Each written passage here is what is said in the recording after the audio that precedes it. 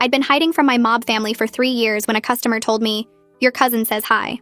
I kept scanning his items like nothing had happened, like my whole body hadn't just gone numb. The customer was already walking away, just a guy in a baseball cap buying a soda. But those words changed everything. Nobody here knew I had a cousin. Here I was Stella, and Stella didn't have family. But before that, I was Isabella Torino, who had dozens of cousins. Cousins who were out for blood ever since I testified against them. I forced myself to keep working, bagging groceries for the next customer, an elderly woman buying cat food. But my mind was racing through escape routes and contingency plans I'd made 3 years ago. They'd found me in this tiny Nebraska town where I'd been stupid enough to think I was safe. My manager Greg walked by and asked if I was feeling okay because apparently I'd been standing there holding a can of soup for 30 seconds without moving. I mumbled something about not enough sleep and continued scanning, but every beep of the register sounded like a countdown to something terrible. 4 more hours left on my shift and I couldn't leave early without raising questions I didn't want to answer.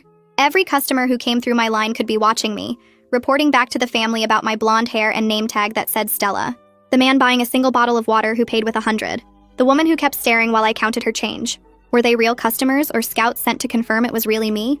I thought about running right then, just walking out the door and driving until I hit Canada. But that's what stupid people did, and stupid people ended up in car trunks. The family was patient and methodical, and they'd probably been watching me for weeks before making contact, learning my routines and relationships. They knew about David, the paramedic I'd been dating for 6 months. They knew about my Tuesday night book club and my Saturday morning runs. My hands shook as I handled money and I kept dropping things. Coins scattering across the floor, a jar of sauce shattering in aisle 3. Greg asked if I needed to go home sick, but I said no, because running would make it worse. They knew where I worked now, probably knew where I lived, and panicking would only make me easier to catch. A man came through my line buying zip ties, plastic sheeting, and bleach. And normally that combination would just be someone doing home repairs, but today it made my stomach turn. He smiled at me while I rang him up and said something about the weather, but all I could think about was my cousin Polly, who'd handled problems for the family until he got caught with a body in his trunk. During my break, I hid in the bathroom and tried to think, but my mind kept circling back to what happened to Aunt Marie when she tried to leave the family. They brought her back in a wheelchair, and she never said what they did to her, just sat at family dinners staring at nothing with clouded eyes. That was 20 years ago, and she still couldn't walk, still couldn't speak above a whisper.